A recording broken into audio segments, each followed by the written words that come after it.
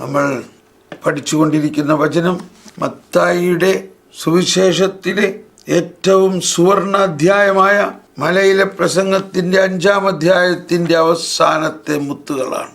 43 മുതൽ 48 വരെ. അയൽക്കാരനെ സ്നേഹിക്കുക, ശത്രുവിനെ ദ്വേഷിക്കുക എന്ന് പറഞ്ഞിട്ടുള്ളത് നിങ്ങൾ കേട്ടിട്ടുണ്ടല്ലോ. എന്നാൽ ഞാൻ നിങ്ങളോട് പറയുന്നു, ശത്രുക്കളെ സ്നേഹിക്കുവിൻ, നിങ്ങളെ പീഡിപ്പിക്കുന്നവർക്ക് വേണ്ടി പ്രാർത്ഥിക്കുവിൻ.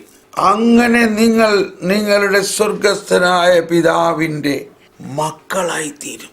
അവിടുന്ന് ശിഷ്ടരുടെയും ദുഷ്ടരുടെയും മേൽ സൂര്യനെ ഉദിപ്പിക്കുകയും നീതിമാന്മാരുടെയും നീതിരഹിതരുടെയും മേൽ മഴ പെയ്യുകയും ചെയ്യുന്നു. നിങ്ങളെ സ്നേഹിക്കുന്നവരെ നിങ്ങൾ സ്നേഹിച്ചാൽ നിങ്ങൾക്ക് എന്ത് പ്രതിഫലമാണ് ലഭിക്കുക? ചുങ്കക്കാർ പോലും അതുതന്നെ ചെയ്യുന്നില്ലേ? സഹോദരങ്ങളെ മാത്രമേ നിങ്ങൾ അഭിവാദനം ചെയ്യുന്നുള്ളൂവെങ്കിൽ വിശേഷവിധിയായി എന്താണ് നിങ്ങൾ ചെയ്യുന്നത്? വിജാതീയരും അതുതന്നെ ചെയ്യുന്നില്ലേ? അതുകൊണ്ട് നിങ്ങളുടെ സ്വർഗസ്ഥനായ പിതാവ് പരിപൂർണരായിരിക്കുന്നത് പോലെ നിങ്ങളും പരിപൂർണരായിരിക്കുവിൻ. നമ്മുടെ കർത്താവായ ഈശോ മിശിഹായുടെ പരിശുദ്ധ സുവിശേഷം. ഈശോ മിശിഹായ്ക്ക് സ്തുതി. നമ്മൾ ഇന്നലെ ഇതിനെക്കുറിച്ച് പഠിച്ചു.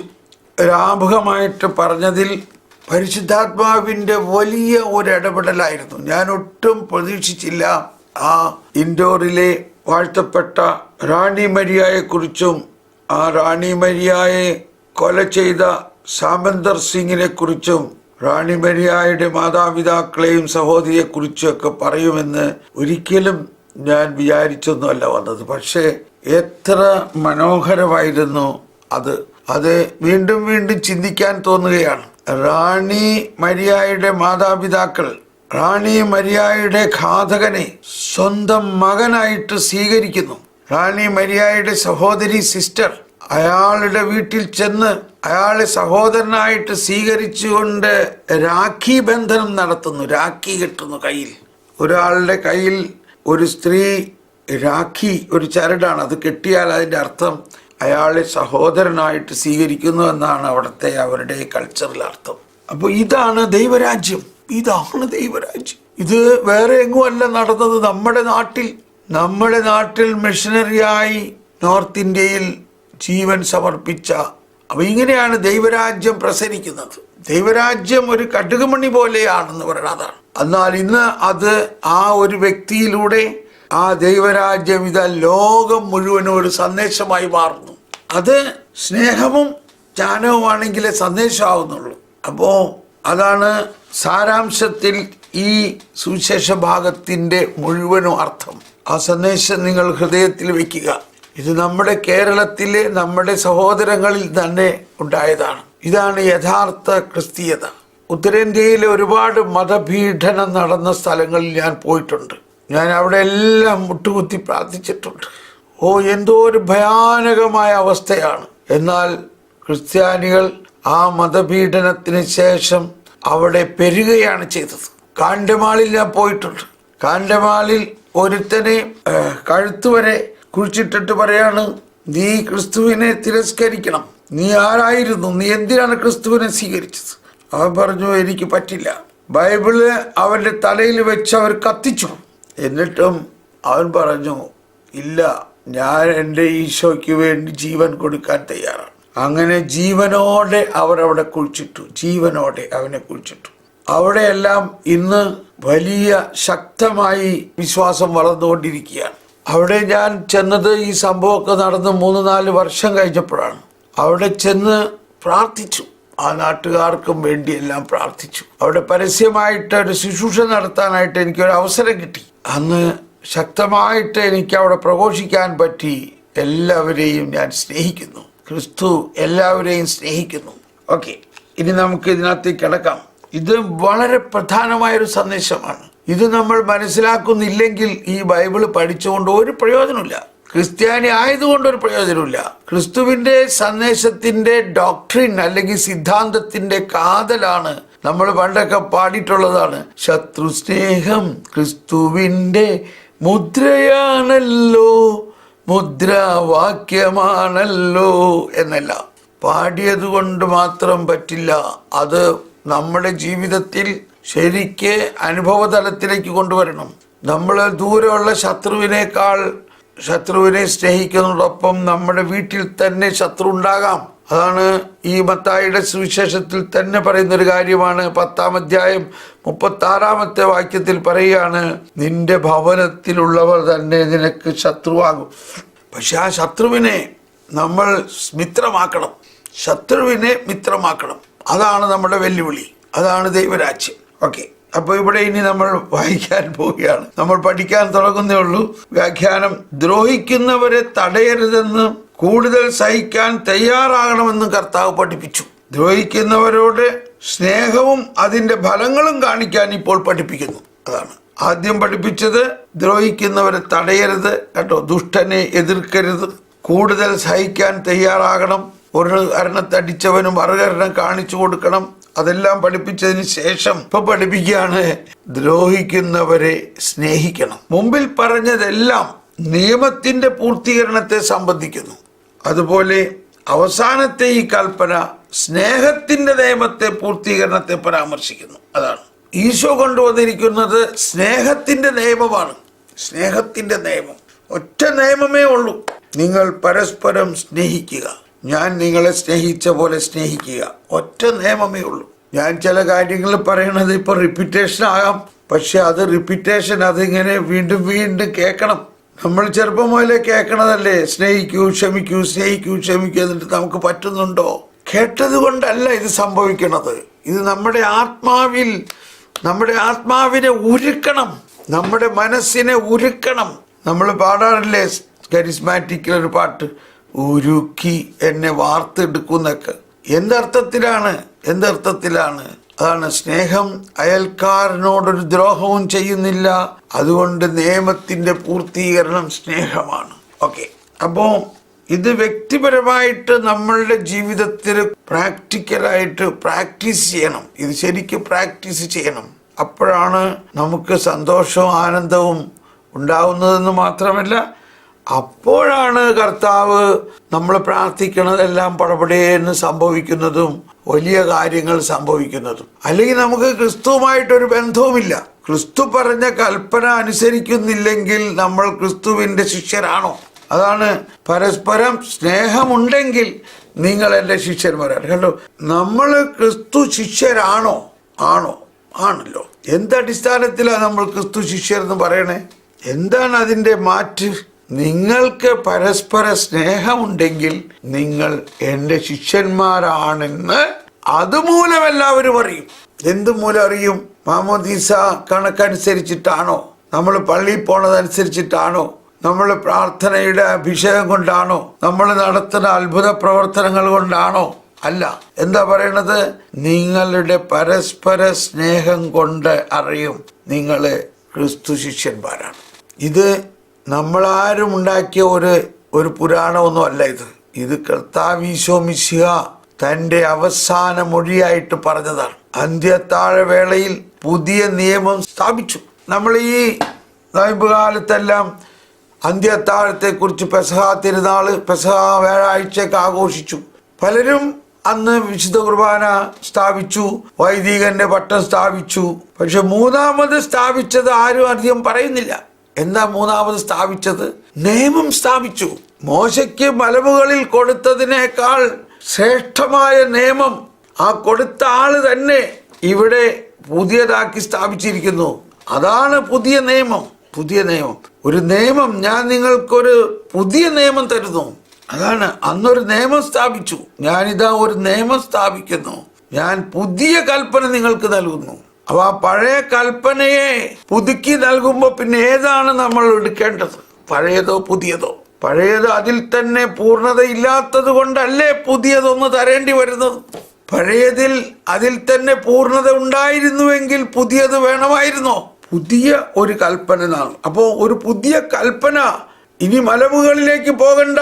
അവിടെ മോശയെ മലമുകളിൽ കൊണ്ടുചെന്ന് ആരും കയറാത്ത ഒരു സ്ഥലത്താണ്. എന്നാൽ ഇവിടെ ഈശോ താഴ്വാരത്തിൽ വന്ന് എല്ലാവരുടെയും മധ്യത്തിലാണ് ഈ പുതിയ നിയമം തരുന്നത്. സകല പാപികളുടെയും മധ്യത്തിൽ ഞാനൊരു പുതിയ കൽപ്പന നിങ്ങൾക്ക് തരുന്നു. അപ്പോൾ ഇതെല്ലാം വളരെ വിശാലമായിട്ട് പറയുന്നത് ശരിക്കും നമ്മൾ ഈ പുതിയ സിദ്ധാന്തത്തിന്റെ പ്രവാചകരാകണം. നമ്മളെ കർത്താവ് ഏൽപ്പിച്ചിരിക്കുകയാണ്. ഈ കാലഘട്ടത്തിൽ ഒരു പുതിയ സൈന്യം ഉണ്ടാകണം, ഒരു പുതിയ തലമുറ ഉണ്ടാകണം, ഒരു പുതിയ ശിഷ്യത്വം ഉണ്ടാകണം. യഥാർത്ഥ ശിഷ്യത്വം എന്താണ്? യഥാർത്ഥ ശിഷ്യത്വം സ്നേഹവും ജ്ഞാനവും, ക്രിസ്തുവിന്റെ സ്നേഹവും ജ്ഞാനവും, ക്രിസ്തു കേന്ദ്രീകൃതമായ ഒരു സ്നേഹം, ക്രിസ്തു സ്നേഹിച്ച പോലെ സ്നേഹിക്കാൻ കഴിയുന്ന ഒരു ഹൃദയം.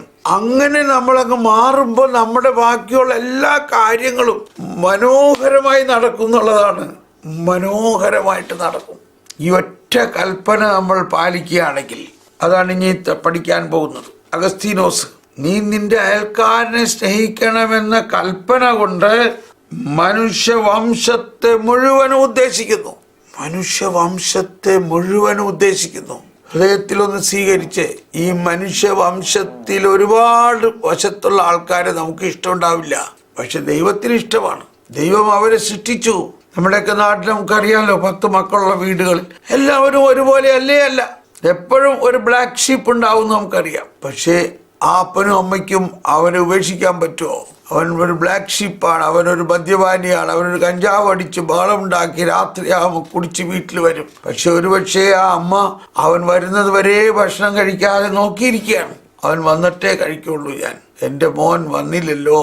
അപ്പനും അമ്മയും അതൊക്കെ പോയി നോക്കിയിരിക്കുക, അവനെ കണ്ടില്ലല്ലോ. അങ്ങനെ ഇരിക്കുമ്പോൾ ആടിപ്പാടി വരുന്നു. അവനെ പിടിച്ച് കയറ്റി വീട്ടിൽ കൊണ്ടുവന്നിരുത്തിയടാ, മോനെ നീ എവിടെയായിരുന്നടാ, എന്തിനാടാ, വായോ നീ വേഗം ഭക്ഷണം കഴിക്ക്. അപ്പോൾ ബാക്കിയുള്ളവരൊക്കെ കഴിച്ചു കിടന്ന് ഉറങ്ങി സുഖമായിട്ട്. പക്ഷേ അമ്മ ഉറങ്ങിയിട്ടില്ല, അപ്പനും ഉറങ്ങിയിട്ടില്ല, ഇവനെ കാത്തിരിക്കുകയാണ്. ഇത് സാധാരണ സംഭവമല്ലേ? അതാണ് ദൈവസ്നേഹം. അപ്പം ഇത് ഒരു കുടുംബമാണ്. ഈ ലോകം മുഴുവനും ദൈവത്തെ സംബന്ധിച്ച ഒരു കുടുംബമാണ്. ഫ്രത്തേലെ തൂത്തി എല്ലാവരും. ഈശോ പറഞ്ഞു, എൻ്റെ ഈ ചെറിയ സഹോദരങ്ങളിൽ ഒരുത്തന് ചെയ്തതെല്ലാം എനിക്ക് തന്നെ ചെയ്തത്. എൻ്റെ ഈ ചെറിയവരിൽ ഒരുവൻ എൻ്റെ സഹോദരങ്ങൾ എന്നാണ് പറയുന്നത്. എല്ലാവരെയും ഈശോ സഹോദരരായി കാണുന്നു. ഈശോ നമ്മുടെയും സഹോദരനാണ്. ഈശോയും നമ്മുടെയും സഹോദരനാണ്. ലത്തീൻ ആരാധനക്രമത്തിൽ ഒരു പ്രാർത്ഥനയാണ്. ക്രിസ്തു നമ്മെ തന്റെ സഹോദരി സഹോദരന്മാരായി വിളിക്കുന്നതിൽ ലജ്ജിച്ചില്ല. ഇക്കാരണത്താൽ നമ്മൾ അവിടത്തോട് നന്ദി പറയുകയും അവിടത്തെ പുകഴ്ത്തുകയും ചെയ്യുന്നു. കർത്താവായ യേശുവേ, ഞങ്ങൾ അങ്ങയുടെ സഹോദരി സഹോദരന്മാരാകുന്നു. കർത്താവായ യേശുവേ, അങ്ങ് പാപമൊഴികെ മറ്റെല്ലാ കാര്യത്തിലും ഞങ്ങളെ പോലെ മനുഷ്യനായി ഞങ്ങൾ മറ്റുള്ളവരുടെ സന്തോഷത്തിലും ദുഃഖത്തിലും പങ്കുചേരാനും അങ്ങനെ പരസ്പരമുള്ള സ്നേഹത്തിൽ അഭിവൃദ്ധി പ്രാപിക്കാനും ഇടയാവണമെന്ന് പ്രാർത്ഥിക്കുന്നു. കർത്താവായ യേശുവേ, ഞങ്ങൾ അങ്ങയുടെ സഹോദരി സഹോദരന്മാരാകുന്നു. ഓരോ ദിവസവും അങ്ങയുടെ സ്നേഹത്തിന്റെ തെളിവാണ്. അങ്ങ് ഞങ്ങളെ ഒരു പുതു ദിവസത്തിലേക്ക് ആനയിച്ചതുപോലെ ഞങ്ങൾക്ക് ഒരു പുതിയ മനസ്സും ഒരു പുതിയ ഹൃദയവും തരണമെന്ന് ഞങ്ങൾ പ്രാർത്ഥിക്കുന്നു. കർത്താവായ യേശുവേ, ഞങ്ങൾ അങ്ങയുടെ സഹോദരി സഹോദരന്മാരാകുന്നു. അങ്ങയെ എല്ലാ മനുഷ്യരിലും ദർശിക്കാൻ ഞങ്ങളെ പഠിപ്പിക്കണമേ. പ്രത്യേകമായി സഹിക്കുന്നവരിലുള്ള അങ്ങയുടെ സാന്നിധ്യത്തെ തിരിച്ചറിയാൻ ഞങ്ങളെ സഹായിക്കണമെന്ന് ഞങ്ങൾ പ്രാർത്ഥിക്കുന്നു. കർത്താവായ യേശുവേ, ഞങ്ങൾ അങ്ങയുടെ സഹോദരി സഹോദരന്മാരാകുന്നു. ഞങ്ങളുടെ ജീവിതം അങ്ങയുടെ അനുകമ്പയാൽ ഇന്ന് നിറയ്ക്കണമേ. ഞങ്ങളെ ഹൃദയ വിശാലതയുള്ളവരും തെറ്റുകൾ ക്ഷമിക്കാൻ സന്നദ്ധതയുള്ളവരുമാക്കി മാറ്റണമെന്ന് ഞങ്ങൾ പ്രാർത്ഥിക്കുന്നു. കർത്താവായ യേശുവേ, ഞങ്ങൾ അങ്ങയുടെ സഹോദരി സഹോദരന്മാരാകുന്നു. ഓരോ മനുഷ്യന്റെയും മനസാക്ഷിയെ മാനിക്കാനും അവന്റെ അവകാശത്തെ ചൂഷണം ചെയ്യാതിരിക്കാനും ഞങ്ങളെ സന്നദ്ധരാക്കണമെന്ന് ഞങ്ങൾ പ്രാർത്ഥിക്കുന്നു. കർത്താവായ യേശുവേ, ഞങ്ങൾ അങ്ങയുടെ സഹോദരി സഹോദരന്മാരാകുന്നു. യേശുവേ, അങ്ങ് നന്മ ചെയ്തുകൊണ്ട് ചുറ്റി സഞ്ചരിച്ചും ഞങ്ങളും സകലരുടെയും പൊതുനന്മ സംരക്ഷിക്കാൻ ആവശ്യമായ കൃപാവരം നൽകി ഞങ്ങളെ അനുഗ്രഹിക്കണമെന്ന് ഞങ്ങൾ പ്രാർത്ഥിക്കുന്നു. കർത്താവായ യേശുവേ, ഞങ്ങൾ അങ്ങയുടെ സഹോദരി സഹോദരന്മാരാകുന്നു. ഇത് ഇടയ്ക്കിടയ്ക്ക് നമ്മൾ മനസ്സിലാക്കണം. കർത്താവായ യേശുവേ, ഞങ്ങളെല്ലാം അങ്ങയുടെ സഹോദരി സഹോദരന്മാരാണ്. അതുകൊണ്ട് അവസാനം 25:40 മത്തായിൽ പറയണത്, നിങ്ങൾ എൻ്റെ ഏറ്റവും എളിയ ഈ സഹോദരന്മാരിൽ ഒരുവനെ നിങ്ങളിത് ചെയ്തു കൊടുത്തപ്പോൾ എനിക്ക് തന്നെയാണ് ചെയ്തത്. ഇത് നമ്മൾ ചെയ്യണ ചാരിറ്റബിൾ വർക്കുകളൊന്നുമല്ല. ഇതിൻ്റെ പ്രധാന ഹൃദയം സ്നേഹമാണ്. സ്നേഹം, ക്ഷമിക്കുക, സ്നേഹിക്കുക, ആരോടും ശത്രുതയോ പകയോ ഇല്ലാതെ വാശി വൈരാഗ്യം ഒന്നുമില്ലാതെ അങ്ങനത്തെ ഒരു രാജ്യമാണ്. അതുണ്ടാവും. അത് ഇപ്പോൾ നമ്മൾ മനസ്സിലാക്കിക്കൊണ്ടിരിക്കുന്നേ ഉള്ളൂ. അതാണ് സുവിശേഷം എന്ന് പറയുന്നത്. അതാണ് രാജ്യത്തിൻ്റെ ഈ സുവിശേഷം. സുവിശേഷം എല്ലാവരെയും സ്നേഹിക്കുന്ന ഈ അവസ്ഥ. ഈ സുവിശേഷം ലോകമെങ്ങും പ്രഘോഷിക്കപ്പെടും. അതിന് നമ്മൾ തയ്യാറല്ലെങ്കിൽ വേറെ ആളെ വിളിക്കും. കണ്ടോ, ഇത് ഇപ്പം നമ്മൾ 5-ാം അധ്യായമാണ്. നമ്മളിപ്പോൾ ഇംഗ്ലീഷിലെ 8-ാം അധ്യായത്തിലാണ്. ശതാധിപൻ വന്നിട്ട് പറയാണ്, കർത്താവേ, എൻ്റെ ഭൃത്യൻ സുഖമില്ലാതെ കിടക്കുകയാണ്. കണ്ടോ, ഒരു ശതാധിപൻ അയാളുടെ ഭൃത്യന് വേണ്ടി അത്രയും ദൂരത്ത് നിന്ന് ഈശോയുടെ പ്രാർത്ഥന ചോദിച്ചു വന്നേക്കണു. അതിൽ വിശുദ്ധ ക്രിസോസ്തോം പറയാണ്, അയാൾക്ക് ആ സ്നേഹം കണ്ടു. ഒരു ഭൃത്യന് വേണ്ടിയിട്ട് യജമാനൻ ഇത്രയും ദൂരം വന്നേക്കണു. അതാണ് സ്നേഹം. അതാണ് സ്നേഹം. അപ്പോൾ നമ്മളിവിടെ മനസ്സിലാക്കിക്കൊണ്ടിരിക്കുന്ന വലിയൊരു കാര്യം, യേശു ക്രിസ്തു ഒരു കമ്മ്യൂണിറ്റി ഉണ്ടാക്കാനോ നമ്മൾ കുറച്ച് പേരുടെ ഒരു ക്രിസ്തീയ വിശ്വാസ രാജ്യം ഉണ്ടാക്കാനല്ല, ഒരു ക്രിസ്തീയ രാജ്യം ഉണ്ടാക്കാനല്ല വന്നത്, ദൈവരാജ്യം ഉണ്ടാക്കാനാണ് വന്നത്. നമ്മൾ കുറേ പേരുടെ ഒരു അസോസിയേഷനോ ഒരു പാർട്ടിയോ ഉണ്ടാക്കാനല്ല വന്നത്. എല്ലാ മനുഷ്യരെയും ഒന്നിപ്പിക്കുന്ന സ്നേഹത്തിൻ്റെ ഒരു കൂദാശയാക്കാനാണ് വന്നത്. നീ നിന്റെ അയൽക്കാരനെ സ്നേഹിക്കണം എന്ന കൽപ്പന കൊണ്ട് മനുഷ്യവംശത്തെ മുഴുവൻ ഉദ്ദേശിക്കുന്നു. അർദ്ധപ്രാണനായി ഉപേക്ഷിക്കപ്പെട്ട മനുഷ്യന്റെ ഉപമയിൽ, അതായത് നല്ല സമരിയാക്കാരൻ, കർത്താവ് അത് കാണിച്ചു. അപ്പൊ ഈ കൽപ്പനകളെ കുറിച്ച് പറഞ്ഞപ്പോ ഒരാൾ പറയാണ്, ആരാണ് എൻ്റെ അയൽക്കാരൻ? അപ്പോഴാണ് ഈശോ ആ ഉപമ പറഞ്ഞത്. ഒരുവൻ ജെറിക്കോയിൽ നിന്ന് ജെറുസലേമിലേക്ക് പോകുന്നു. വഴിമധ്യേ അവനെ ആക്രമിച്ചു. ഒരു പാർട്ടി ആക്രമിച്ചു. അയാൾ അർദ്ധപ്രാണനായിട്ടുകൊണ്ട് അയാളുടെ സമ്പത്തെല്ലാം എടുത്തുകൊണ്ട് പോയി. ഒരു വൈദികൻ അതിലെ പോയി. ഒരുപക്ഷെ വൈദികൻ അർജന്റായിരുന്നു. വൈദികൻ അവനെ നോക്കിയിട്ട് മിണ്ടാതെ പോയി. കണ്ടോ, ഒരു ലേവായൻ അതിലെ പോയി. അയാളും അവനെ കണ്ടിട്ട് ഒന്നും ചെയ്യാതെ പോയി. എന്നാൽ ഒരു സമരിയാക്കാരൻ യഹൂദനല്ല, ഈ യഹൂദ നിയമങ്ങളും അറിയില്ല, ദൈവജനമല്ല അവൻ. പക്ഷെ അവൻ കണ്ടപ്പോ അയാളോട് അലിവ് തോന്നി. അവൻ തൻ്റെ കഴുതയും ആയിട്ട് അടുത്ത് ചെന്നു. തൻ്റെ കയ്യിലുണ്ടായിരുന്ന എണ്ണയും വീഞ്ഞുമെല്ലാം ഒഴിച്ച് അവൻ്റെ മുറുക് വെച്ച് കെട്ടി അയാൾക്ക് വെള്ളം കൊടുത്തു. അയാളെ തൻ്റെ കഴുതപ്പുറത്ത് കയറ്റി ഇരുത്തി തള്ളിക്കൊണ്ടുപോയി ഒരു സത്രത്തിൽ കൊണ്ടുപോയി ചേർത്തിട്ട് പറഞ്ഞു, ഇയാളെ സൂക്ഷിക്കുക, 2 ദനാറായി എടുത്തു കൊടുത്തു. ഇയാൾക്ക് വേണ്ടതെല്ലാം ചെയ്യുക. ഇനി കൂടുതൽ പൈസ വേണമെന്നുണ്ടെങ്കിൽ ഞാൻ വരുംവഴിക്ക് തന്നോളാം.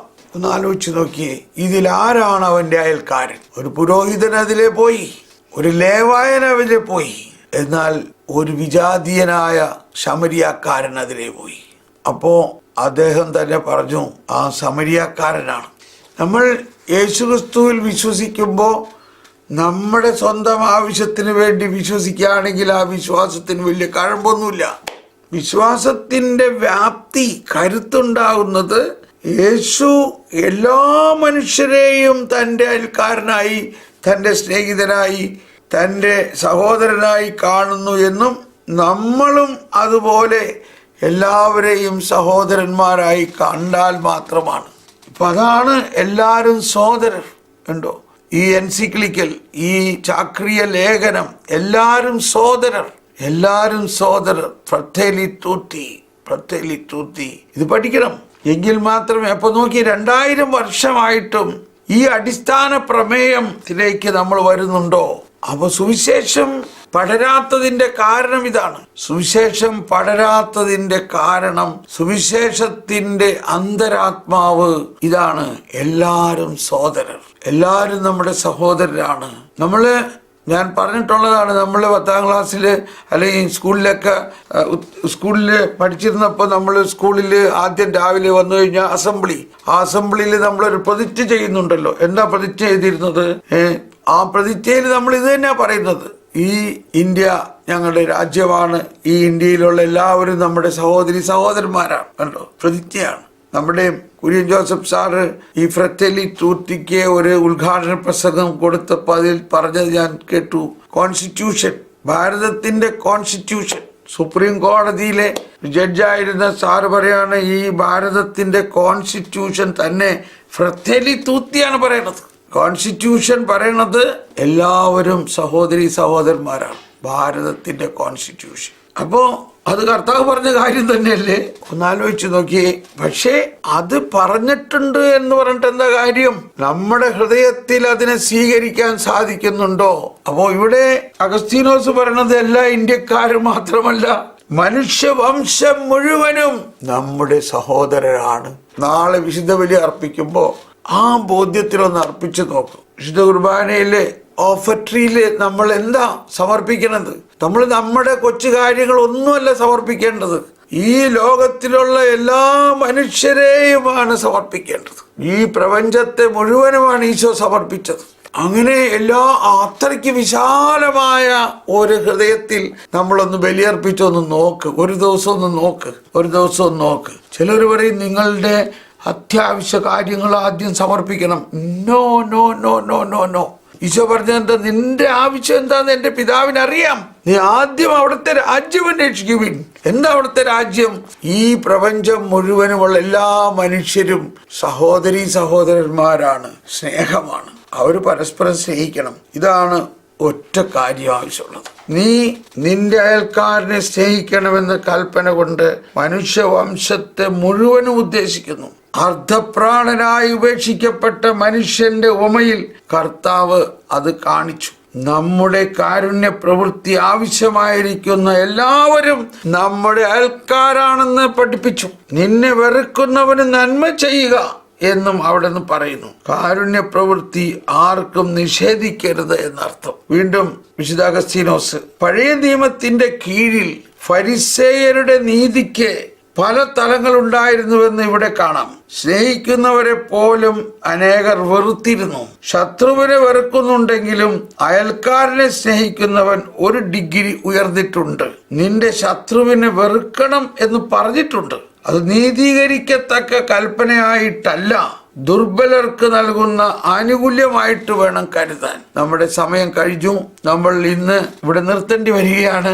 നമ്മൾ അധികം മുന്നോട്ട് പോയില്ല എന്നോർത്ത് നിങ്ങൾ വിഷമിക്കരുത്. ഈ ഒരു ഭാഗത്തിലാണ് നമ്മൾക്ക് മാറ്റം വരുത്തേണ്ടത്. നമ്മുടെ ഹൃദയത്തെ കർത്താവ് രൂപാന്തരപ്പെടുത്തിക്കൊണ്ടിരിക്കുകയാണ്. അതുകൊണ്ട് ആരും നിരാശപ്പെടരുത്. പോർഷൻ അധികം നീങ്ങിയില്ലല്ലോ എന്നോർത്ത് വിഷമിക്കരുത്. നമ്മുടെ ജീവിതത്തിൽ ഇത് അന്വർത്ഥമാക്കുന്നതിനുള്ള പ്രചോദനങ്ങളാണ് കർത്താവ് ഇതിലൂടെ നൽകുന്നത്. Praise the Lord.